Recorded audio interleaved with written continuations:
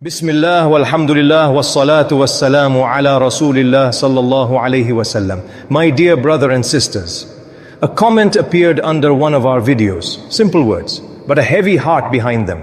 The viewer said, I want to learn the Quran, but I don't know where to start. Should I start with hadith? Some hadith are strong, some are weak. I feel confused, I feel lost. Please guide me. If this question sounds familiar, then this reminder is for you. Because there are thousands of Muslims today who want the Quran but feel paralyzed by confusion.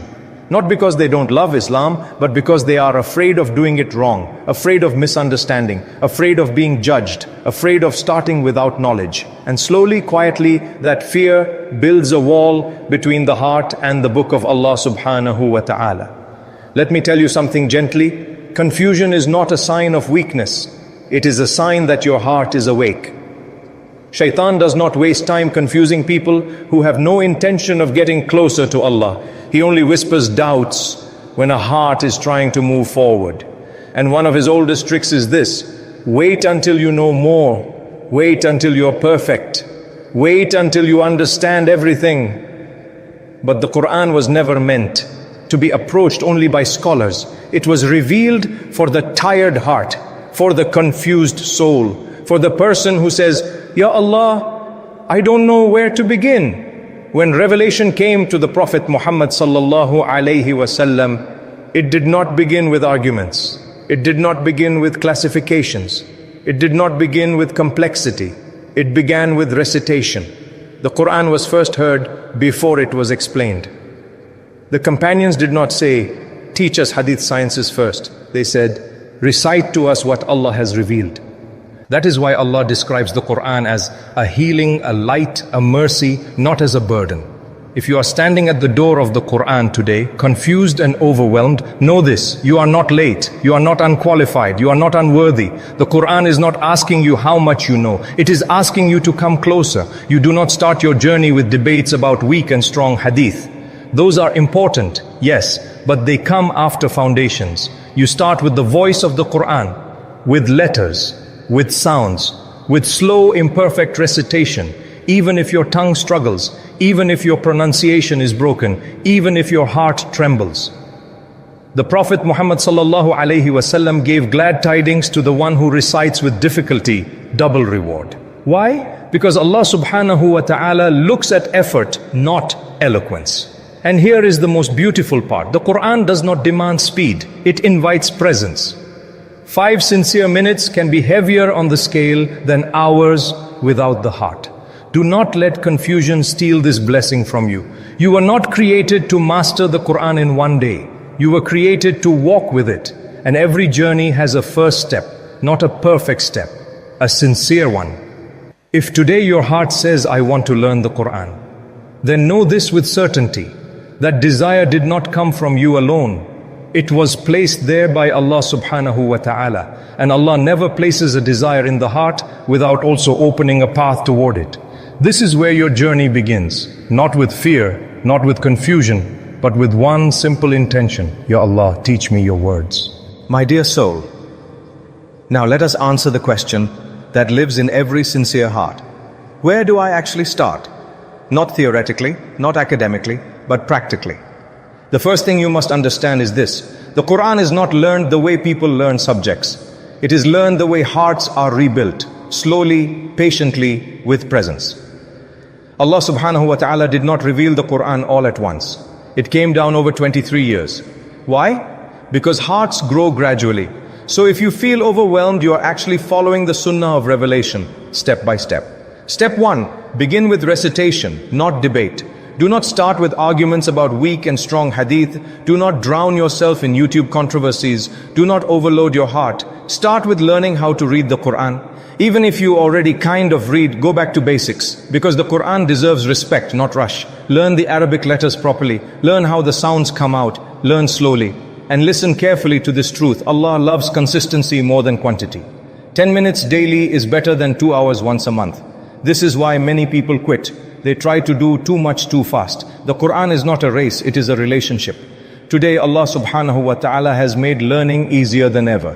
Use tools, but don't become dependent. There are tools that help you hear correct pronunciation, repeat verses and follow along gently. For example, there are Quran reading pens that allows you to touch a verse and hear it recited correctly.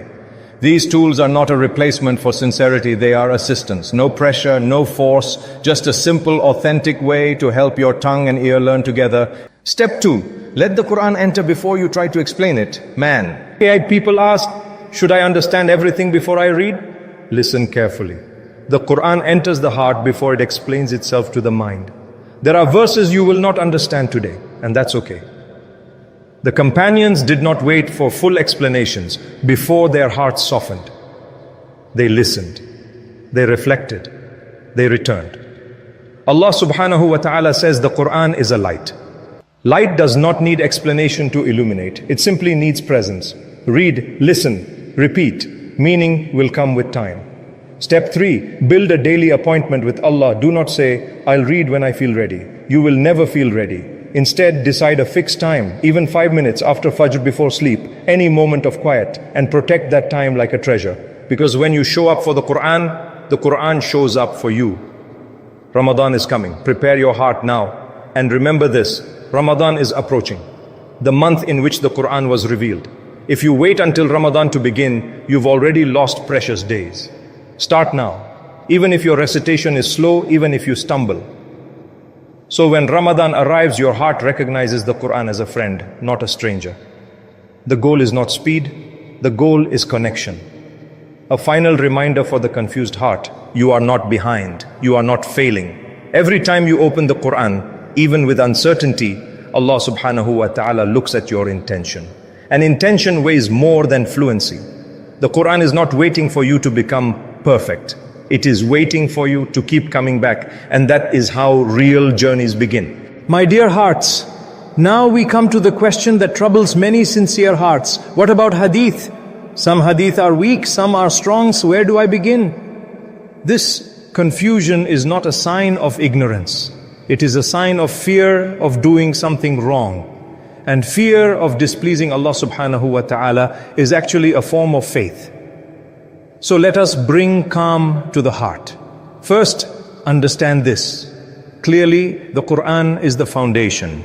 Hadith is the explanation. You do not need to master hadith sciences before you touch the Quran. The companions learned the Quran first and the Sunnah followed naturally.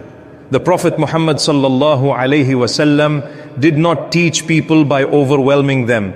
He taught them gradually according to their capacity. So if you are at the beginning, do not burden yourself with classifications like Sahih, Da'if, Hasan. That knowledge comes later with teachers, with time, with maturity. For now, hold on to this rule. The Quran never misleads. How should you approach hadith as a beginner? Very simply. When you listen to hadith, listen from trusted scholars, reliable books, and well-known sources. Do not jump into random clips. Do not let social media debates become your classroom. And remember, the role of hadith is not to confuse you. It is to teach you how to live the Quran. If a narration increases your love for Allah subhanahu wa ta'ala, softens your heart, and pushes you toward good character, then it is doing its job.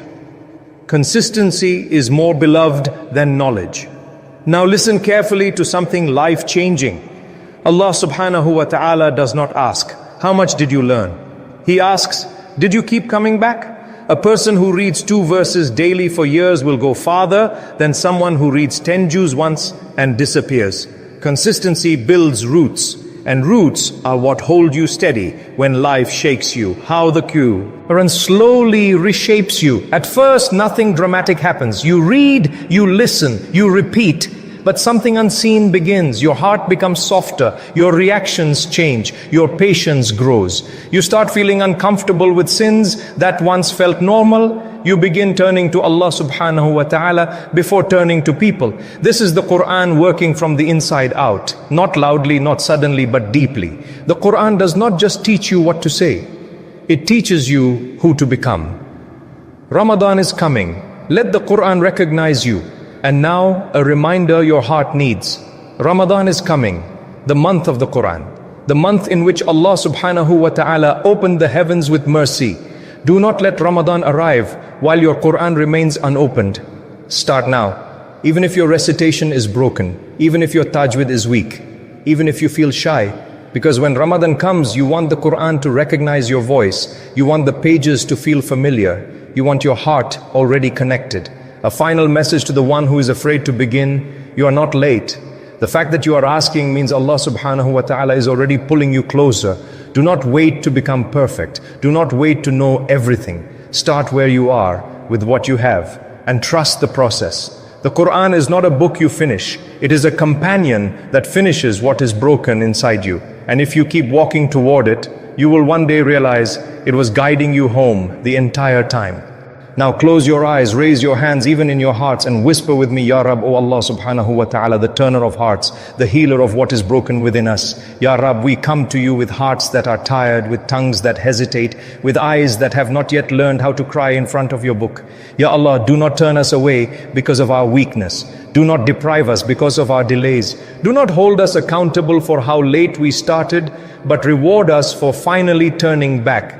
Ya Rab, La takhtulna when we open the Quran and struggle to read. La taftinna when our nafs becomes lazy and distracted. La tahrimna min qurubik when our hearts crave your nearness. Ya Allah, make the Quran the light of our chests, the comfort of our loneliness, the guide when we are lost, and the friend that never leaves us. Ya Rab, allow the Quran to speak for us on the day when our own tongues will fail. Let it intercede for us when no status, no name, no wealth will matter. Ya Allah, bless us with sincerity. Bless us with consistency, even if our deeds are small. Bless us with love for your words, more than we love the words of this world. Ya Rab, as the blessed month of Ramadan approaches, do not let it enter while our hearts are empty of your book. Prepare us from now. Strengthen our connection. Make us from the people of the Quran, the people who live by it, not just read it. Ya Allah, make us among those whom the Quran raises, not among those who abandon it. Ameen, Ameen, Ameen. My dear brothers and sisters, if this reminder touched your heart even slightly, do not let it end here. Open the Quran today, even for one verse. Make the intention now. Start your journey, not tomorrow. Today, share this reminder with someone who feels lost, someone who wants to return but doesn't know how. You may be the reason their journey begins. Subscribe to Ayapals for reminders that soften the heart and bring you closer to Allah subhanahu wa ta'ala. And remember, the Quran is not waiting for you to be perfect. It is waiting for you to come back. Assalamu alaikum wa rahmatullahi wa barakatuh.